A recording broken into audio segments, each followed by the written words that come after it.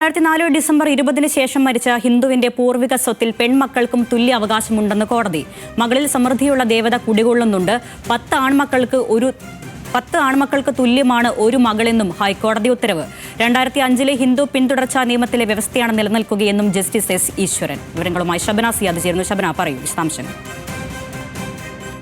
ഹിന്ദു പിന്തുടർച്ചാ അവകാശത്തിലെ നിയമ ഭേദഗതി പ്രാബല്യത്തിലായതോടെ കേരളത്തിലും 2004 ഡിസംബർ 20 ശേഷം മരിച്ച ഹിന്ദുവിൻ്റെ പൂർവിക സ്വത്തിൽ അവകാശം പെൺമക്കൾക്ക് തുല്യ അവകാശമുണ്ട് എന്നാണ് ഹൈക്കോടതി വ്യക്തമാക്കിയിട്ടുള്ളത്.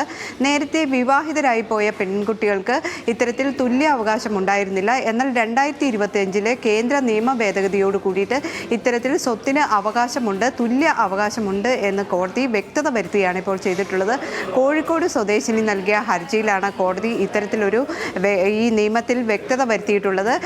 ഈ ഹിന്ദു പിന്തുടർച്ചാ അവകാശ പ്രകാരം 2025 നിയമ പ്രകാരം ഈ പെൺമക്കൾക്കും ആൺമക്കൾക്കും തുല്യ അവകാശം സ്വത്തിനുണ്ട് എന്ന് തന്നെയാണ് കോടതി വ്യക്തമാക്കിയത്. സർക്കാർ ഇതിൽ വ്യത്യസ്ത നിലപാട് സ്വീകരിച്ചിരുന്നു. കാരണം നേരത്തെ ഉള്ള നിയമപ്രകാരം ഇത്തരത്തിൽ തുല്യ അവകാശമില്ല, എന്നാൽ നിയമ ഭേദഗതിയോടുകൂടി തുല്യ അവകാശമുണ്ട് എന്നും വന്നു. 2 തരത്തിലാണ് നിയമം വ്യാഖ്യാനിക്കുന്നത് എന്ന് സർക്കാർ നിലപാടെടുത്തു. ഏതായാലും കോടതി ഇപ്പോൾ വ്യക്തത വരുത്തിയിട്ടുള്ളത് 2004 മുമ്പ് മരണപ്പെട്ട ആളുടെ പൂർവിക സ്വത്തിൽ അല്ലെങ്കിൽ അനന്തരാവകാശ സ്വത്തിൽ പെൺമക്കൾക്ക് തുല്യ അവകാശമുണ്ട് എന്ന് തന്നെയാണ്. അതോടൊപ്പം തന്നെ കോടതി ഈ ഉത്തരവിൽ ചില പെൺമക്കൾ 10 ആൺമക്കൾക്ക് തുല്യമാണ് ഒരു മകൾ. ലക്ഷ്മി ദേവിയായി പുരാണത്തിൽ ഈ മകളെ പെൺമക്കളെ അത്തരത്തിൽ പറയുന്നുണ്ട്.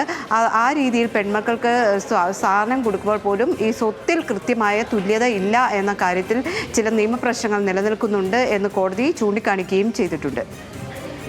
2005 ഹിന്ദു പിന്തുടർച്ച നിയമത്തിലെ വ്യവസ്ഥ ആണ് നിലനിൽക്കുകയെന്നും കോടതി ചൂണ്ടിക്കാട്ടുന്ന വിഷയവുമായി ബന്ധപ്പെട്ട് ഷബന സിയാദാണ് വിവരങ്ങൾ നൽകിയത്.